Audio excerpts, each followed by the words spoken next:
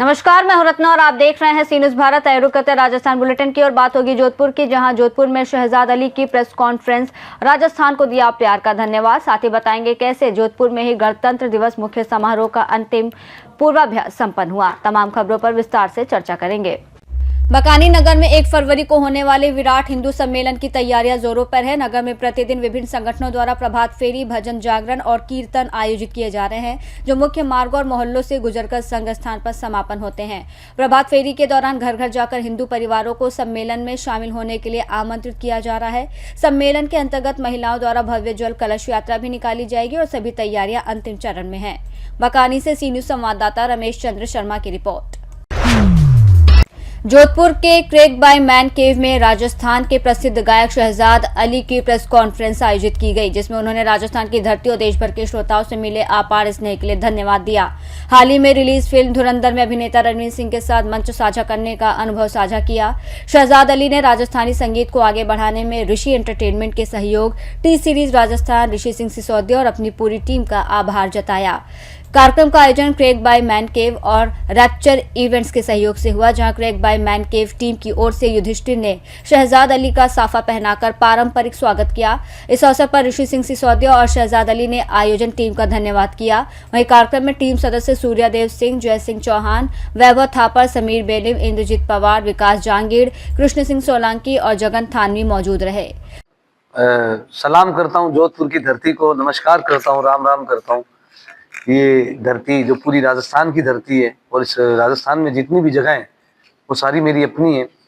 और ये जो आज प्रेस कॉन्फ्रेंस आज आपके बीच है, आप लोगों ने ये मोहब्बत दिखाई, आप लोगों ने मेरे लिए वक्त निकाला है, मैं उसके लिए धन्यवाद करता हूँ। अपने ऋषि भाई और कोर्टयार्ड जो ये पूरी जगह है उनको क्रिक मैं शुक्रगुजार हूँ कि उन्होंने इतनी मोहब्बत के साथ मुझे इज्जत से नवाजा और मेरा वेलकम किया। बेसिकली राजस्थान से मेरा ताल्लुक़ है, बीकानेर का मैं रहने वाला हूँ। हिंदुस्तान मेरे दिल में बसता है और मेरे माँ बाप की दुआ मेरे साथ चलती है और यही रीज़न है कि आज अल्लाह ने मुझे इतनी इज्जत दी है हिंदुस्तान में कि ना तो कारवां की तलाश है, ना हम सफ़र की तलाश है, वो कारवां मुझे जोधपुर तक ले आया है। बस यही है कि मैं अपनी आवाम से रूबरू होना चाहता था, जोधपुर की आवाम से, कि आप दुआएं करें और जो आप दुआ कर रहे हैं आपको पता चले कि आप किसके लिए कर रहे हैं। और ये एक लाइन मेरी तरफ से जोधपुर की आवाम को। ना तो कारवां की तलाश है, ना तो कारवां की तलाश है, ना तो हम सफर की तलाश है।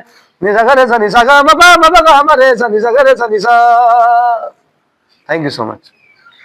सारी चीजें की है, उसके बारे में अगर आप चाहो तो बता सकते हैं। जो आगे आने वाली है जी, आगे देखें जो प्रोजेक्ट्स आने वाले हैं वो हमने ग्राउंडेड लेवल पे काम तो किया है, बट चीज़ें अक्सर ऊपर नीचे होती रहती है, इसलिए प्रेजेंट बहुत बेहतर है। जो फ्यूचर है वो भगवान के हाथ में है। हमने तो प्लान अच्छा ही करते हैं, बट हम बेहतर सोचते हैं, वो बेहतरीन सोचता है। तो मुझे ऐसा लगता है कि जो अल्लाह करेगा, भगवान करेगा, बेहतरीन होगा। चीज़ें लाइनअप है, अच्छी अच्छी चीज़ें आपकी नज़र हम पेश करेंगे इंशाल्लाह। जोधपुर से सी न्यूज़ संवाददाता आनंद शर्मा की रिपोर्ट। जोधपुर में महिलाओं की साहित्यिक संस्था संभावना द्वारा लेखिका सुशीला भंडारी के काव्य संग्रह ज्ञानदीप का विमोचन समारोह आयोजित हुआ, जिसकी अध्यक्षता करते हुए डॉक्टर पद्मजा शर्मा ने कहा कि एक शिक्षक और जिम्मेदार नागरिक के रूप में लेखिका ने पुस्तकों के साथ साथ जीवन के पाठ भी पढ़े और पढ़ाए हैं। मुख्य अतिथि सत्यदेव सवितेंद्र ने कहा कि अपने परिवेश को पढ़कर लिखने वाले साहित्यकार ही कालजयी होते हैं, जबकि विशिष्ट अतिथि प्रोफेसर चंद्रा सदायत ने शिक्षा और साहित्य के सामाजिक महत्व पर प्रकाश डाला। डॉक्टर अंजना चौधरी ने पत्र वाचन में काव्य संग्रह का विश्लेषण किया और लेखिका सुशीला भंडारी ने अपनी जीवन और सृजन यात्रा साझा करते हुए परिवार का आभार जताया। कार्यक्रम में संभावना के अध्यक्ष बसंती पवार ने स्वागत किया। संरक्षक डॉक्टर चांद कौर जोशी ने धन्यवाद ज्ञापित किया और संचालन मंजू शर्मा मणि ने किया। इस अवसर पर डॉक्टर कमल मोहनोत, नीना चिब्बर, खेमकरण लालस, रेणुका श्रीवास्तव, निम्बावत, भावेंद्र, शरद जैन सहित अनेक साहित्यकार, साहित्य प्रेमी और गणमान्य नागरिक मौजूद रहे। पहली बात तो इस उम्र में उनका ये किताब लिखना हम सबके लिए बहुत बहुत बड़ी प्रेरणा है। इस किताब में उन्होंने अपने समय से ली हुई सीख, अपने अनुभव और अपने संस्कार रखे हैं।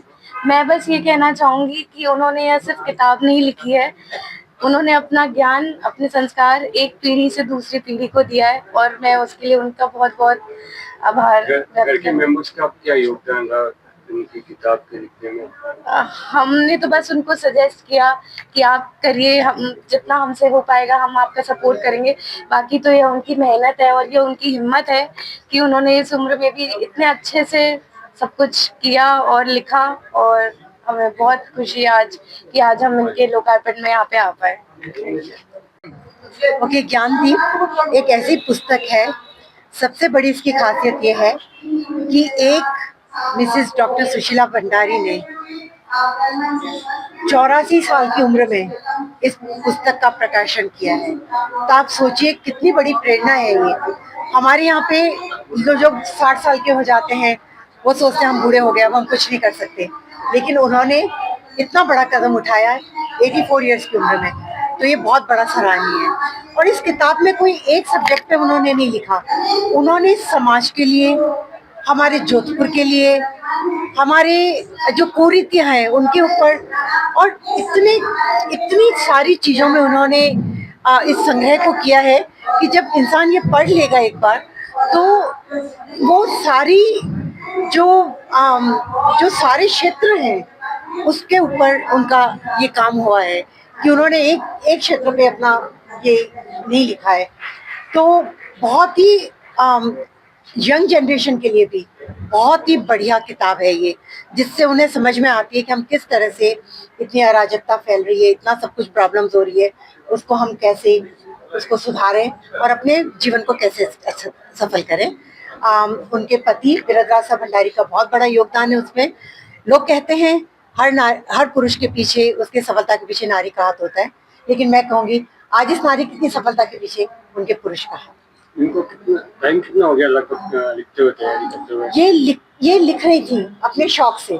कभी हमारे घर में फंक्शंस होते थे, मैं उनकी छोटी सिस्टर हूँ, जब हमारे घर में फंक्शंस होते थे तो वो लिखती थी और अपने को ऐसे ही लिख के हम लोग को देती थी। हम बहुत खुश होते थे, दीदी ने इतना प्यारा लिखा हमारे लिए। लेकिन फिर सबने उनको सजेस्ट किया कि आप इतना अच्छा लिखते हो, आप क्यों नहीं इसका एक संकलन करें और एक पुस्तक प्रकाशित करें। और सबने उनको आग्रह किया, तो उन्होंने जो अपनी सारी कविताएं थी, कुछ कविताओं का ये संकलन है, आगे भी उनकी और कविताओं के बारे में होगा। मैं उनकी बहन हूँ, सबसे छोटी बहन हूँ। हम 10 भाई बहन हैं, बस मैं सबसे छोटी बहन हूँ। मेरी माँ के समान है, मेरे जीजा जी मेरे माता पिता के समान है और उनके घर का जो स्नेह है, जो वात्सल्य है, वो इनकी कविताओं में झलकता है। तो ये उनकी पोते की बहू है श्रुति। जोधपुर से सी न्यूज संवाददाता आनंद शर्मा की रिपोर्ट। गणतंत्र दिवस 26 जनवरी के अवसर पर उम्मेद राजकीय स्टेडियम में होने वाले जिला स्तरीय मुख्य समारोह का अंतिम पूर्वाभ्यास शनिवार को सफलतापूर्वक संपन्न हुआ, जिसमें जिला प्रशासन ने सभी व्यवस्थाओं की सूक्ष्म समीक्षा करते हुए क्रमबद्ध अभ्यास कराया। समारोह में मुख्य अतिथि द्वारा ध्वजारोहण के बाद परेड की सलामी और मार्च पास्ट का निरीक्षण किया जाएगा, जिसमें फर्स्ट RAC, पुलिस कमिश्नरेट महिला, पुलिस कमिश्नरेट कलिका, होमगार्ड पुरुष और महिला, स्काउट, NCC और गाइड की टुकड़ियां भाग लेंगी। पुलिस बैंड और राजमाता कृष्णा कुमारी बालिका विद्यालय बैंड द्वारा देशभक्ति धुनें प्रस्तुत की जाएंगी। जिला शिक्षा अधिकारी ओम सिंह राजपुरोहित और अतिरिक्त जिला शिक्षा अधिकारी कमल व्यास के नेतृत्व में विद्यार्थियों द्वारा सामूहिक व्यायाम, लेजियम, डबल्स और सामूहिक नृत्य की प्रस्तुतियां दी जाएंगी। कार्यक्रम में मुख्य अतिथि का संबोधन, उत्कृष्ट कार्यों के लिए प्रशंसा पत्र वितरण, राज्यपाल के संदेश का वाचन, विभिन्न विभागों की जन कल्याणकारी योजनाओं, उपलब्धियों पर आधारित झांकियां भी शामिल होंगी। वहीं जिला प्रशासन ने नागरिकों से अधिक संख्या में उपस्थित होकर राष्ट्रीय पर्व को गरिमा और उत्साह के साथ मनाने की अपील की है। जोधपुर से सी न्यूज संवाददाता आनंद शर्मा की रिपोर्ट। खबर कोटा से है, जहां इटावा सीनियर सेकेंडरी स्कूल में 77वें गणतंत्र दिवस की तैयारियों में रिटायर्ड पीटीआई हसन अब्बास ने फिर से छात्रों का मार्गदर्शन संभाला है। उनके निर्देशन में छात्र रियलिज्म के साथ शारीरिक व्यायाम और अनुशासन का अभ्यास कर रहे हैं, जिससे न केवल फिटनेस बल्कि सांस्कृतिक विरासत का भी प्रदर्शन हो रहा है। सुबह की ठंडी हवाओं में भी छात्रों के चेहरे पर देशभक्ति की चमक दिखाई देती है। हसन अब्बास के मार्गदर्शन को स्कूल प्रबंधक प्रेरणादायक मानता है और 26 जनवरी को होने वाले इस आयोजन को देखने शहर के गणमान्य नागरिक भी उत्साहित हैं। इटावा से सी न्यूज़ संवाददाता सुरेश कुमार पटेरिया की रिपोर्ट। बुलेटिन में फिलहाल इतना ही। देश और दुनिया की तमाम बड़ी खबरों के लिए आप देखते रहिए सी न्यूज़ भारत।